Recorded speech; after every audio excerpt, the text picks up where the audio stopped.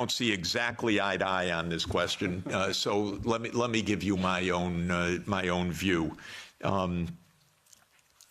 My first recommendation, with all respect to Brussels, is move the NATO headquarters somewhere else. I mean it seriously, because one of the worst parts of European policy right now is a complete confusion of Europe and NATO. These are completely different, but they became exactly the same.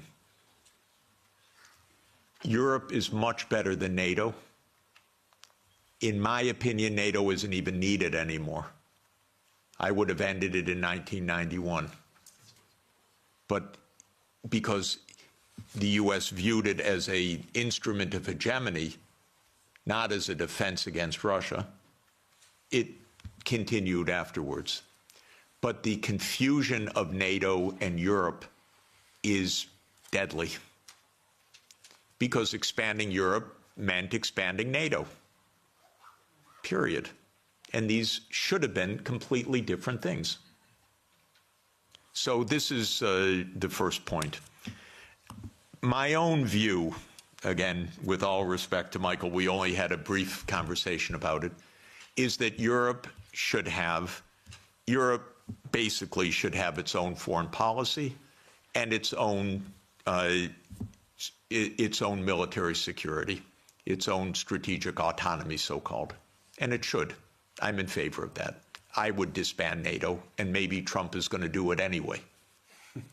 Maybe Trump's going to invade Greenland. Who knows? Then you're really going to find out what NATO means. So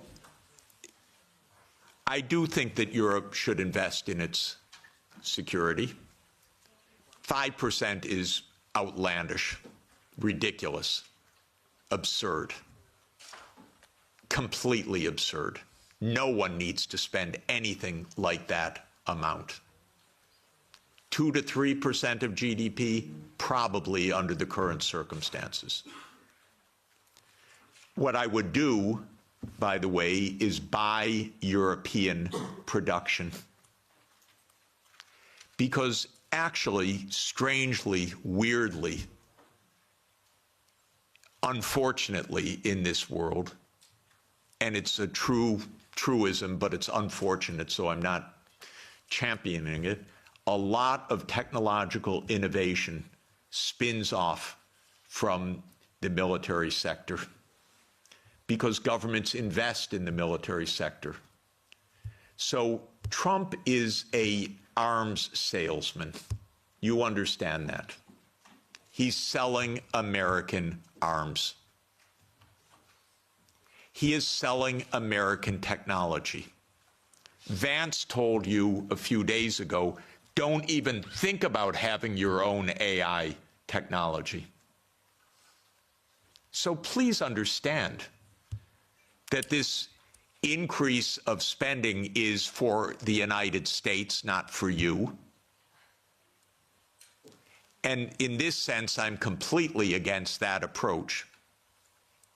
But I would not be against an approach of Europe spending 2 to 3% of GDP for a unified European security structure and invested in Europe and European technology, and not having the United States dictate the use of European technology. It's so interesting. It's the Netherlands that produces the only machines of advanced semiconductors, extreme ultraviolet lithography. It's ASML. But America determines every policy of ASML. The Netherlands doesn't even have a footnote. I wouldn't do that if I were you.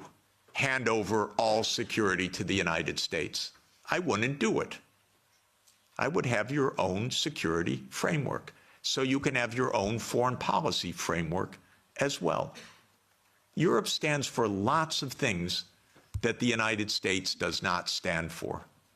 Europe stands for climate action. By the way, rightly so, because our president is completely bonkers on this. And Europe stands for decency, for social democracy as an ethos. I'm not talking about a party. I'm talking about an ethos of how equality of life occurs. Europe stands for multilateralism. Europe stands for the UN Charter. The US stands for none of those things. You know that our Secretary of State, Marco Rubio, canceled his trip to South Africa because on the agenda was equality and sustainability. And he said, I'm not getting into that. That is an honest reflection of deep Anglo-Saxon libertarianism. Egalitarianism is not a word of the American lexicon. Sustainable development, not at all. You probably know, by the way, that of the 193 UN member states, 191 have had SDG plans presented as voluntary national reviews. 191. 2 have not. Haiti and the United States of America. The Biden administration wasn't even allowed to say sustainable development goals. The Treasury had a policy not to say sustainable development goals. Okay, I mention all of this because you need your own foreign policy. I issue a report, 2 reports each year, one, the World Happiness Report, and 18 of the top 20 countries, if I remember correctly, are European. This is the highest quality of life in the whole world. So you need your own policy to protect that quality of life. The United States ranks way down. And the other report, where's my colleague Guillaume? He's somewhere in the room. Here, there he is. Guillaume Lafortune is the lead author of our annual Sustainable Development Report. And almost all of the top 20 countries are European countries because you believe in this stuff. And that's why you're the happiest, except in geopolitics. But quality of life. So you need your own foreign policy, but you won't have it unless you have your own security.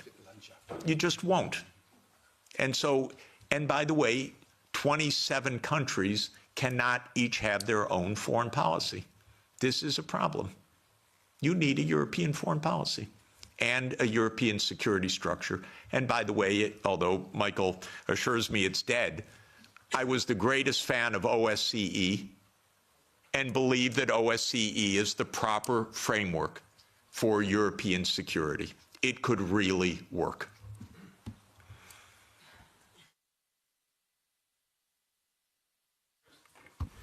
Thank you very much. Yeah, okay. Thank you, Professor. I'm from Slovakia, and my Prime Minister, Robert Fico, was almost shot dead because the opinions you had the similar with him. Yes, we are, as a Slovakia, Slovak government, of the few countries in the European Union, we are talking to Russians. 2 months ago, I was talking with Mr. Medvedev. In 2 weeks, I will be talking in Duma with Mr. Slutsky, who is the chairman of the Russian Foreign Affairs Committee in Moscow. Maybe my question is, what would be your message to Russians in this moment? Because as I heard, they are on the victorious wave. They have no reason not to conquer the Donbass because that's their war aim. And what can Trump can offer to them to stop the war immediately? What would be the message for Russians from your side? Thank you very much. Lots of important things are now on offer and on the table, and I believe that the war will end quickly because of this, and this will be at least one blessing in a very, very difficult time. Exactly what the settlement will be, I think, is now only a question of the territorial issues, and that is whether it is the complete 4 oblasts, including all of Kherson and Zaporizhia, or whether it is on the contact line and how all of this will be negotiated. I'm not in the room of the negotiations, so I can't really say more. But the basis will be there will be territorial concessions, there will be neutrality, there will be security guarantees for Ukraine, for all parties. There will be, at least with the U.S., an end of the economic sanctions. But what counts, of course, is Europe and Russia. I think that there are, and maybe there will be a restoration of nuclear arms negotiations, which would be extraordinarily positive. I think that there are tremendously important issues for Europe to negotiate directly with Russia. And so I would urge President Costa and the leadership of Europe to open direct discussions with President Putin, because European security is on the table. I know the Russian leaders, many of them quite well. They are good negotiators, and you should negotiate with them, and you should negotiate well with them. I would ask them some questions. I would ask them, what are the security guarantees that can work so that this war ends permanently? What are the security guarantees for the Baltic states? What should be done? Part of the process of negotiation is actually to ask the other side about your concerns, not just to know what they know as you think is true, but actually to ask, we have a real problem, we have a real worry, what are the guarantees? Well, I want to know the answers also. By the way, I know Mr. Lavrov, Minister Lavrov, for 30 years. I regard him as a brilliant foreign minister. Talk with him, negotiate with him, get ideas, put ideas on the table, put counter ideas on the table. I don't think all of this can be settled by pure reason because of oneself. You settle wars by negotiating and understanding what are the real issues, and you don't call the other side a liar when they express their issues. You work out what the implications of that are for the mutual benefit of peace. So the most important thing is stop the yelling, stop the warmongering, and discuss with the Russian counterparts. And don't beg to be at the table with the United States. You don't need to be in the room with the United States. You're Europe. You should be in the room with Europe and Russia. If the United States wants to join, that's fine. But to beg, no. And by the way, Europe does not need to have Ukraine in the room when Europe talks with Russia. You have a lot of issues, direct issues. Don't hand over your foreign policy to anybody, not to the United States, not to Ukraine, not to Israel. Keep a European foreign policy. This is the basic idea.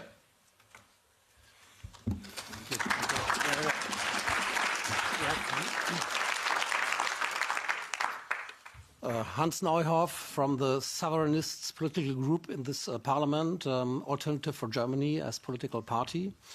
First of all, let me thank you, Mr. Sachs, for being here and sharing your ideas with us, and be assured that many of your ideas and of your colleague John Mersheimer have well been received by political groups here and have been integrated into our agenda. I widely share your views, yet there's one question regarding the historical account that you gave where I would like to go in some detail. And this concerns the beginning of NATO expansion. You reported from the website What Gorbachev Heard that there are many quotations from Genscher, for example, that NATO will not move 1 inch eastwards. Now, the 2+4 treaty has been signed in September 1990, right, in Moscow.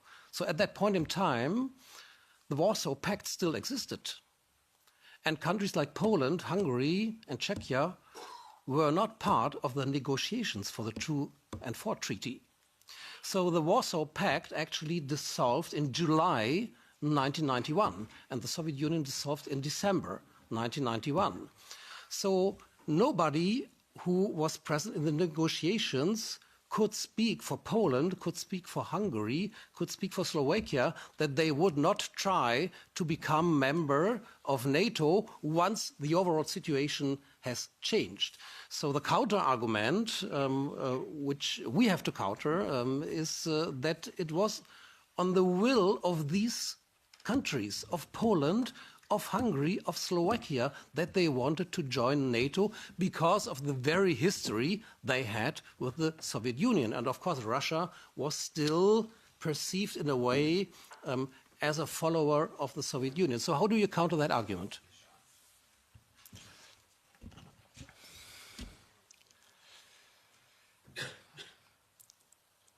I have no doubt of why Hungary, Poland, Czech Republic, Slovakia wanted to join NATO. The question is, what is the U.S. doing to make peace? Because NATO is not a choice of Hungary, Poland, Czech Republic, or Slovakia. NATO is a U.S.-led military alliance. And the question is, how are we going to establish peace in a reliable way? If I were making those decisions back then, I would have ended NATO altogether in 1991.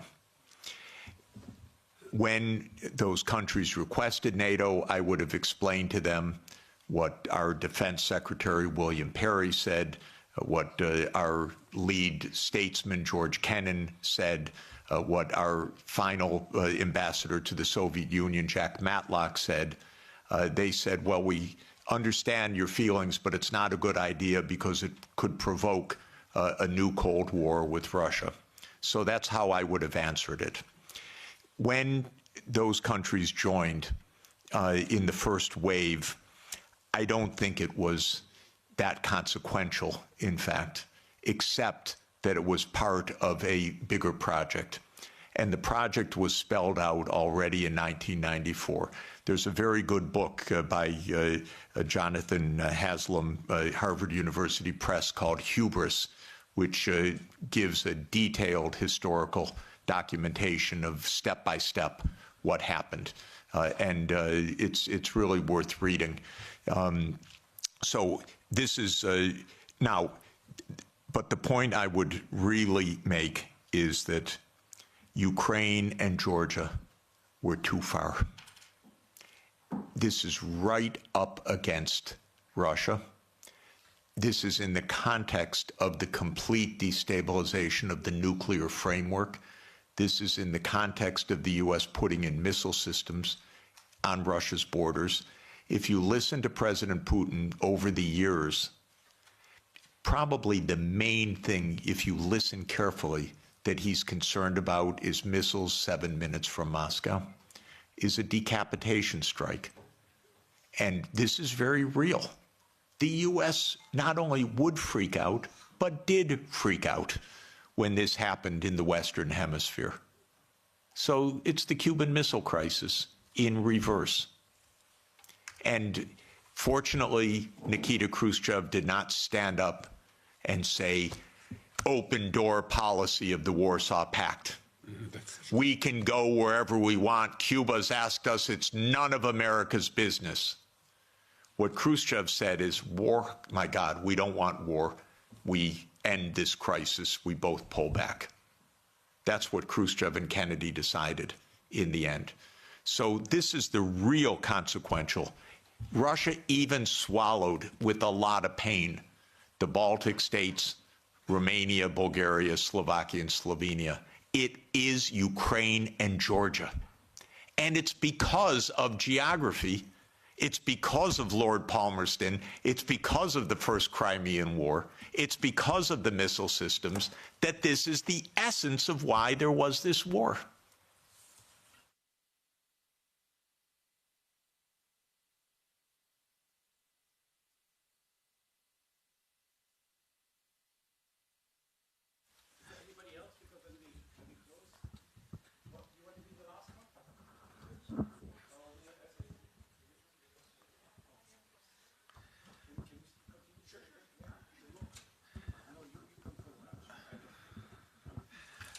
thank you very much, Professor Sachs, for coming. Here. You've mentioned that the European Union needs to formulate its own foreign policy. In the past, the German-Franco alliance was a big driver for those policies. Now, with the Ukraine war, arguably that received a crack. Do you think that in the future, when the European Union is going to formulate its new foreign policy, that they're going to be again on the front seat, or should it be other countries or other blocs trying to make that change? Thank you very much. Oh, it's hard. It's hard because, of course, you don't yet have a constitution for Europe which really underpins a European foreign policy. And it can't be by unanimity. There has to be a structure in which Europe can speak as Europe, even with some dissent, but with a European policy. I don't want to oversimplify how to get there exactly, but even with the structures you have, you could do a lot better with negotiating directly. The first rule is your diplomats should be diplomats, not secretaries of war.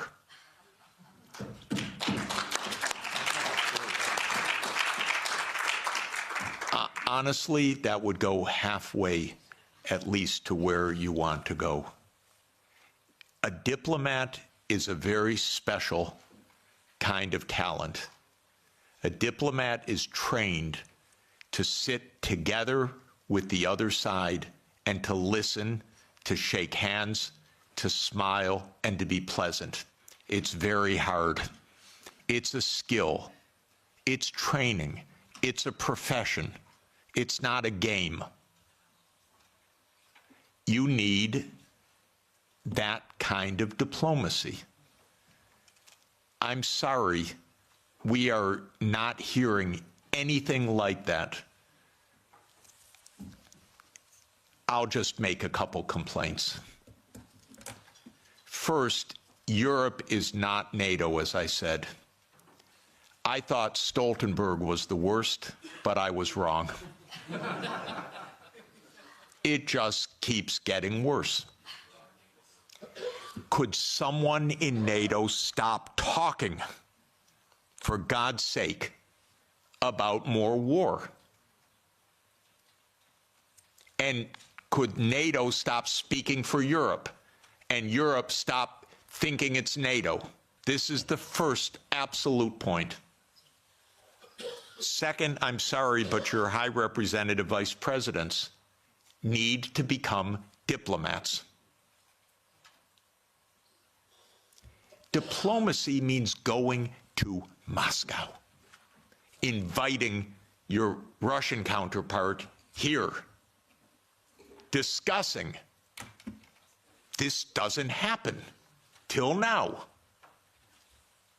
So this is really my point. Now, I believe that Europe should become more integrated and more unified in the years ahead.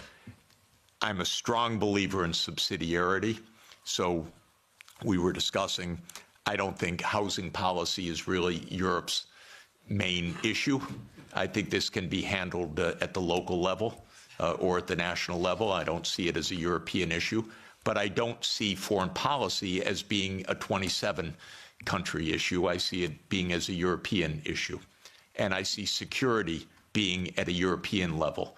So I think things need to be readjusted, but I'd like to see more Europe for truly European issues and maybe less Europe for things that are properly subsidiary to Europe at the national and the local level. And I hope that such an evolution can take place. You know, when the world talks about great powers right now, they talk about US, Russia, China, I include India, and I really want to include Europe, and I really want to include Africa as an African Union, and I want that to happen. But you'll notice on the list, Europe doesn't show up right now, and this is because there is no European foreign policy. Okay.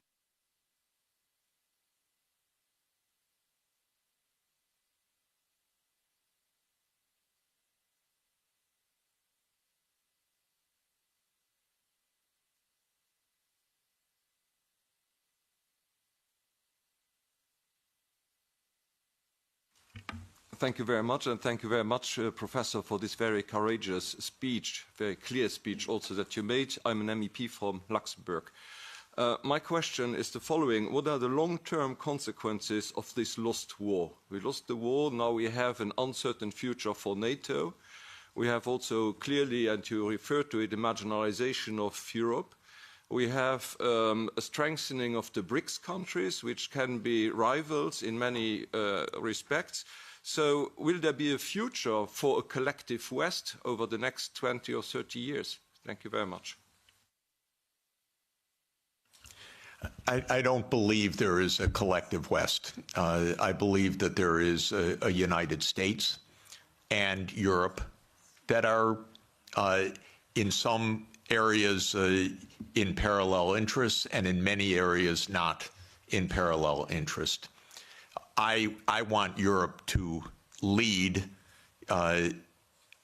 sustainable development, climate transformation, global decency. I believe if the world looked more like Europe, it'd be a happier, more peaceful, safer world. And longevity and better food, by the way. Just saying. In any event, Europe has a vocation that is rather different from the American tradition and, frankly, from the Anglo-Saxon tradition, because it's been 200 years of Anglo-Saxon hegemony or aspirational hegemony. The British still believe they run the world. It's amazing what nostalgia means. They don't even stop. It's almost like a Monty Python skit, actually. But in any event, where was I? I'm thinking of Monty Python when the knight gets all his limbs cut off and says, "Everything's fine, I'm victorious." That's Britain, unfortunately, and so it's really terrible. So no, I don't believe in the collective West. I don't believe in the global South. I don't believe in all these geographies don't even make sense because I'm actually, I look at maps a lot and the global South is mostly in the north and the West is not even west. And so I don't even understand what this is about. I do believe that we could be in a true age of abundance if we got our heads on straight. We're in the biggest technological advance in human history. It's truly amazing what can be done right now. I marvel at the fact that somebody who knows no chemistry won the Nobel Peace Prize for chemistry because he's very good at deep neural networks, a genius, Demis Hassabis.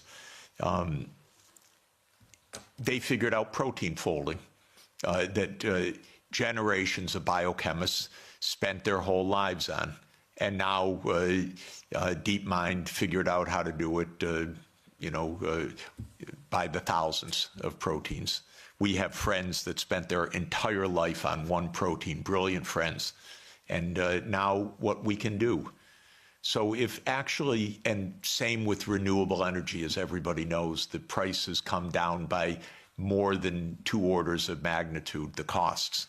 We could transform the planet, we could protect the climate system, we could protect biodiversity, we could ensure every child gets a good education, we could do so many wonderful things right now. And so what do we need to do that? In my view, we need peace, most importantly. And my basic point is there are no deep reasons for conflict anywhere. As every conflict I study is just a mistake. It's not, we are not struggling for Lebensraum. That idea that came from Malthus and that became a Nazi idea was always a wrong idea. It was a mistake, a fundamental intellectual mistake.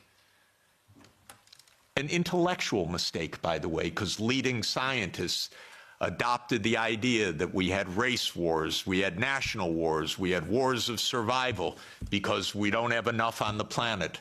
As an economist, I can tell you, we have plenty on the planet for everybody's development. Plenty. We're not in a conflict with China. We're not in a conflict with Russia.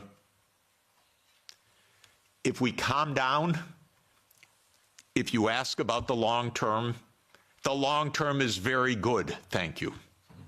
The long term, if we don't blow ourselves up, is very good.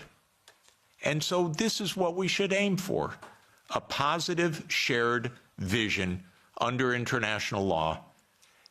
Because of our technology, things operate at a regional scale now.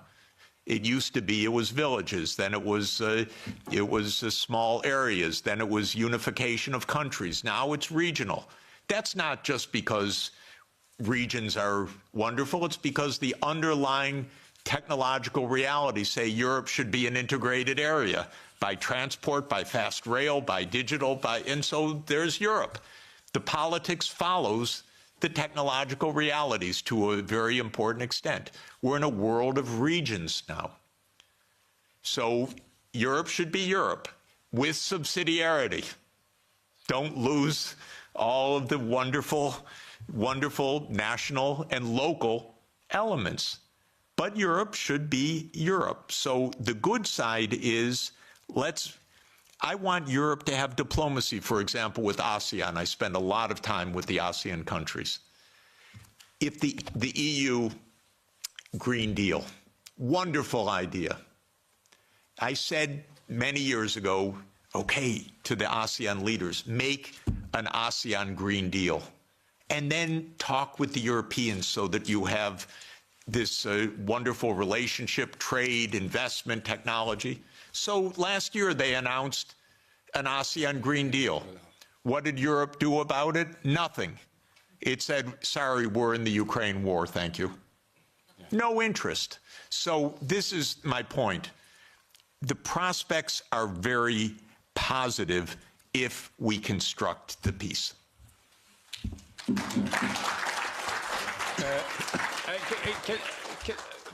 Because we have to go, I get all the time messages that I should leave the room.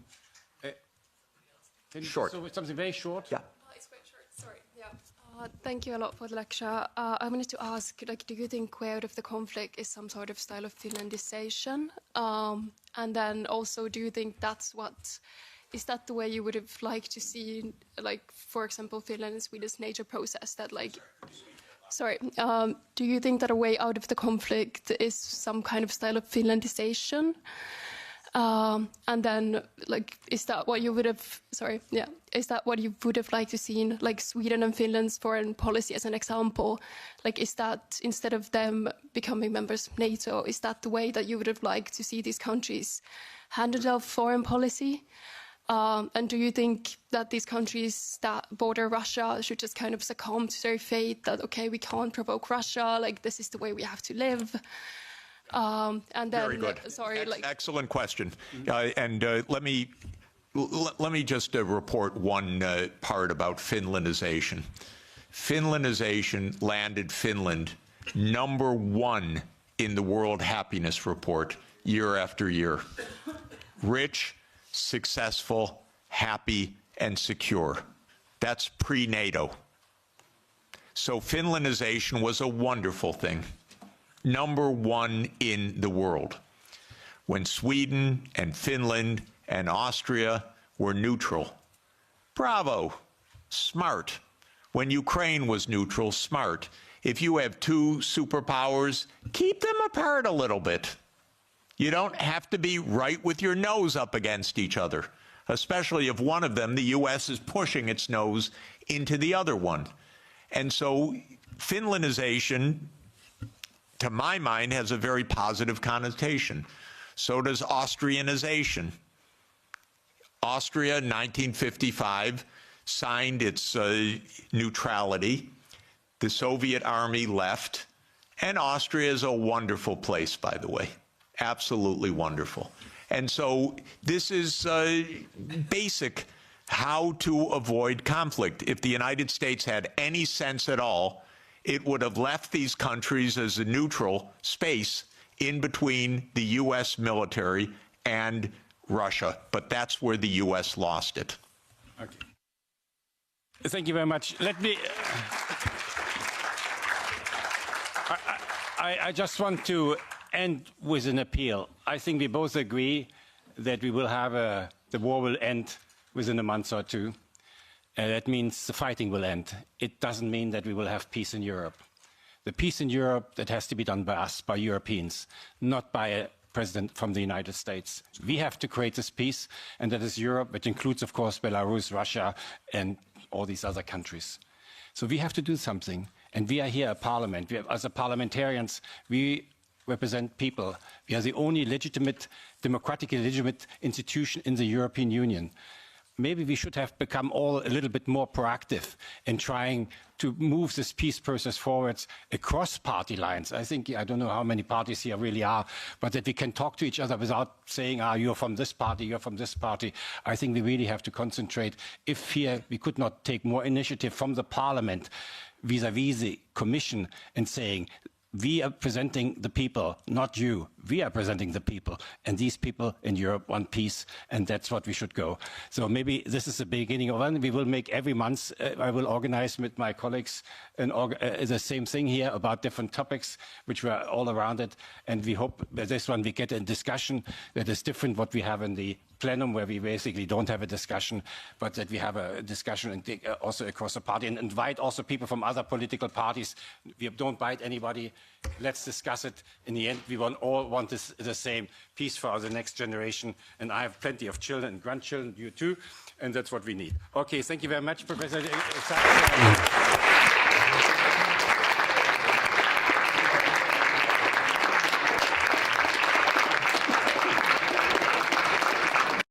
First of all, I would like to thank you all for coming here. We didn't expect actually that so many people come. We're very pleased about this. And of course, above all, I want to welcome Professor Jeffrey Sachs and his wife, Sonia. Sonia? It's very, I have forgot my things, so it's very difficult to introduce him. He did so many things in life. You know, he's of course the advisor to three Secretary Generals now. He is professor from Columbia University. He started the Earth Institute, and you correct me afterwards if I'm wrong. And now you're director of the Center for Sustainable Development Solutions, all these things. Sonia, I forgot most of it. There's much more. But I want to say something more personally, because I know Jeff for some time. You know, and I know, of course, the international field more than this parliament. I've never met any person who is so well connected internationally than Jeff. So well connected, both in the religious areas, he went to the Vatican, but also in the political areas. Jeff can go anywhere in the world and they will know him, whether it's the Middle East, whether it's in China, whether it's in Moscow, hopefully very soon also again in Kiev, and whether it's in Africa or Latin America. And he has a very long experience. I would say the people he knows are alive or dead, because he does this type of job since a very long time. What I think is also, at least from my point of view, so special about Jeff is that he's always remained an advisor. He has never tried to enter any political field, to align with any political party, so he has remained independent, and that, of course, adds to his credibility. And I think that's also the reason, at least for me, and maybe many of you will agree, that he has become a spokesman in economics, sustainable development, environment, and of course in politics. And today, Jeff is probably the person in the world to speak up for peace, everywhere for peace, which is all these things combined. And therefore, I'm very happy that you're here, and very proud also that you followed our invitations. And he will talk about the geopolitics of peace. Now, Jeff is coming now to the Parliament when the European Union is in turmoil for whatever. I don't want to value this, but I think we have now the Ukraine war. It's an American initiative. Europe will not sit on the table, although this is a war on European soil. And so we are in a very difficult situation. I think we don't know in what directions to go. I'm here since 6 months in this parliament, and for somebody who worked for the UN, I was actually quite shocked to learn that this parliament speaks only about war and that you can, with force, create solutions. In the UN, we always spoke differently in all the countries. And when I say here things which I say actually in all the war countries I've been to, and I've been 34 years in war countries, I'm booed for these things. But I think we have now to rethink what we want to do. And I hope the European Union will also come, because I'm pro-European Union, will come to realize that we have also to see how we seek peace and how we manage peace and how we create again a peaceful Europe. And Jeff might give us, for these things, some insight. Thank you very much. Great.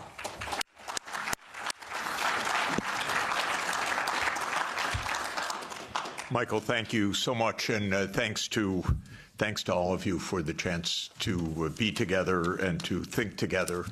This is indeed a complicated and fast-changing time and a very dangerous one. So we really need clarity of thought. I'm especially interested in our conversation, so I'll try to be as succinct and clear as I can be. I've watched the events very close up in Eastern Europe, the former Soviet Union, Russia, very closely for the last 36 years. I was an advisor to the Polish government in 1989, to President Gorbachev in 1990 and 91, to President Yeltsin in 1991 to 1993, to President Kuchma of Ukraine in 1993-94. I helped introduce the Estonian currency. I helped several countries in former Yugoslavia, especially Slovenia. I've watched the events very close up for 36 years. After the Maidan, I was asked by the new government to come to Kiev, and I was taken around the Maidan, and I learned a lot of things firsthand. I've been in touch with Russian leaders for more than 30 years.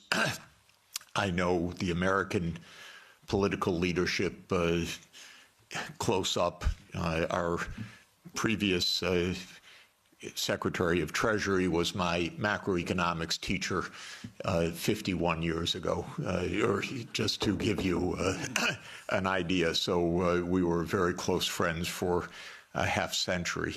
I know all of these people. I just want to say this because what I want to explain in my point of view is not secondhand, it's not ideology, it's what I've seen with my own eyes and experienced during this period.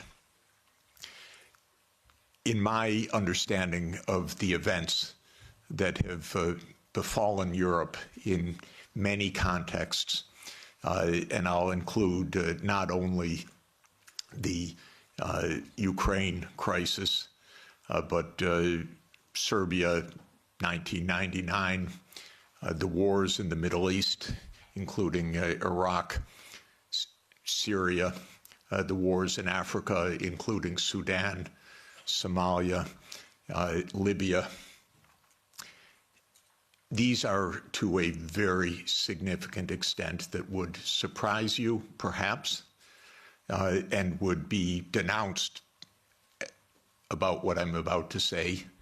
These are wars that the United States led and caused. And this has been true for more than 40 years now. What happened, more than 30 years, I should say, to be more precise.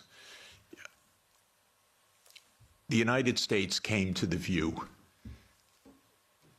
especially in 1990, 91, and then with the end of the Soviet Union, that the U.S. now ran the world, and that the U.S. did not have to heed anybody's views, red lines, concerns, security viewpoints, or any international obligations or any UN framework. I'm sorry to put it so plainly, but I do want you to understand. I tried very hard in 1991 to get help for Gorbachev, who I think was the greatest statesman of our modern time. I recently read the archived memo of the National Security Council discussion of my proposal, how they completely dismissed it and laughed it off the table when I said that the United States should help the Soviet Union in financial stabilization and in making its reforms. And the memo documents, including some of my former colleagues at Harvard in particular, saying we will do the minimum that we will do to prevent disaster, but the minimum. It's not our job to help. Quite the contrary, it's not our interest to help. When the Soviet Union ended in 1991, the view became even more exaggerated. And I can name chapter and verse, but the view was we run the show. Cheney, Wolfowitz, and many other names that you will have come to know literally believed this is now a U.S. world, and we will do as we want. We will clean up from the former Soviet Union. We will take out any remaining allies. Countries like Iraq, Syria, and so forth will go. And we've been experiencing this foreign policy for now essentially 33 years. Europe has paid a heavy price for this because Europe has not had any foreign policy during this period that I can figure out. No voice, no unity, no clarity, no European interests, only American loyalty. There were moments where there were disagreements and very, I think, wonderful disagreements, especially in the last time of significance was 2003 in the Iraq War, when France and Germany said we don't support the United States going around the UN Security Council for this war. That war, by the way, was directly concocted by Netanyahu and his colleagues in the US Pentagon. I'm not saying that it was a link or mutuality. I'm saying it was a direct war. That was a war carried out for Israel. It was a war that Paul Wolfowitz and Douglas Feith coordinated with Netanyahu. And that was the last time that Europe had a voice. And I spoke with European leaders then, and they were very clear, and it was quite wonderful. Europe lost its voice entirely after that, but especially in 2008. Now, what happened after 1991 to get to 2008 is that the United States decided that unipolarity meant that NATO would enlarge somewhere from Brussels to Vladivostok, step by step. There would be no end to eastward enlargement of NATO. This would be the US unipolar world. If you play the game of Risk as a child, like I did, this is the US idea, to have the peace on every part of the board. Any place without a US military base is an enemy, basically. Neutrality is a dirty word in the US political lexicon. Perhaps the dirtiest word. At least if you're an enemy, we know you're an enemy. If you are neutral, you're subversive. Because then you're really against us, because you're not telling us. You're pretending to be neutral. So this was the mindset, and the decision was taken formally in 1994 when President Clinton signed off on NATO enlargement to the east. You will recall that in February 7th, 1991, Hans-Dietrich Genscher and James Baker III spoke with Gorbachev. Genscher gave a press conference afterwards where he explained, NATO will not move eastward. We will not take advantage of the dissolution of the Warsaw Pact. And understand that was in a juridical context, not a casual context. This was the end of World War II being negotiated for German reunification. And an agreement was made that NATO will not move 1 inch eastward. And it was explicit, and it is in countless documents, and just look up National Security Archive of George Washington University, and you can get dozens of documents. It's a website called What Gorbachev Heard About NATO. Take a look, because everything you're told by the US is a lie about this. But the archives are perfectly clear.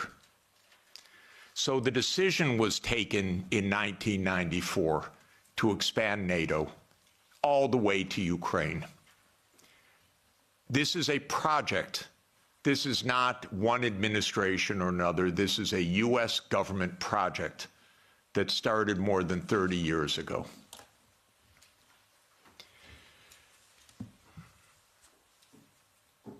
In 1997, Zbigniew Brzezinski wrote The Grand Chessboard. That is not just musings of Mr. Brzezinski. That is the presentation of the decisions of the United States government explained to the public.